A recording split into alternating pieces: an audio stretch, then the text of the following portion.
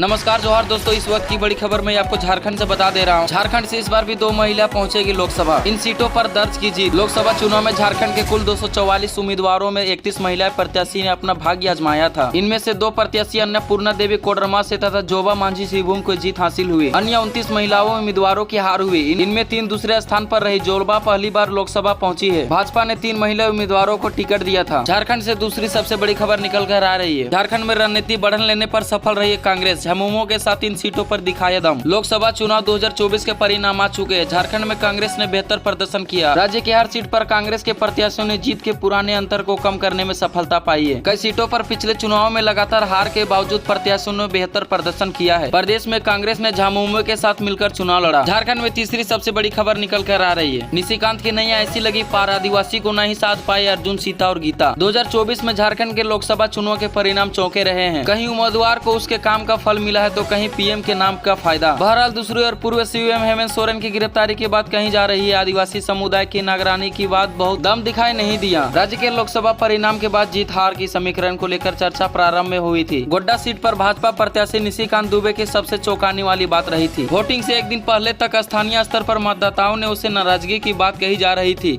लेकिन देवघर के एम्स में एयरपोर्ट और गोड्डा ट्रेन लाने तक को काम में उनकी नैया पार कर दी। झारखंड से इस वक्त की सबसे बड़ी खबर निकल कर आ रही है। चौथे खबर, INDIA की बड़ी सीटों ने चंपाई सोरेन का बढ़ाया कद। झारखंड की जनता के लिए कह दी ये बात। INDIA की बढ़ोतरी सीटों ने झारखंड के सीएम चंपाई सोरेन का कद बड़ा कर दिया। चंपाई सोरेन लगातार कड़ी धूप में अपनी गठबंधन के प्रचार अभियान के जोर शोर में लगे रहे। कैंडिडेट के चयन में भी उनकी अहम भूमिका रही। उन्होंने सभी क्षेत्रों में कैंप करके गठबंधन के कैंडिडेट के पक्ष में अभियान चलाया, साथ ही सहयोगी पार्टियों के साथ भी समन्वय बनाए रखा। अगली 5वीं खबर झारखंड से निकल कर आ रही है। झारखंड की 14 लोकसभा सीटों पर वोटों की गिनती जारी। झारखंड में 14 सीटों पर 244 उम्मीदवार की किस्मत दांव पर लगी है।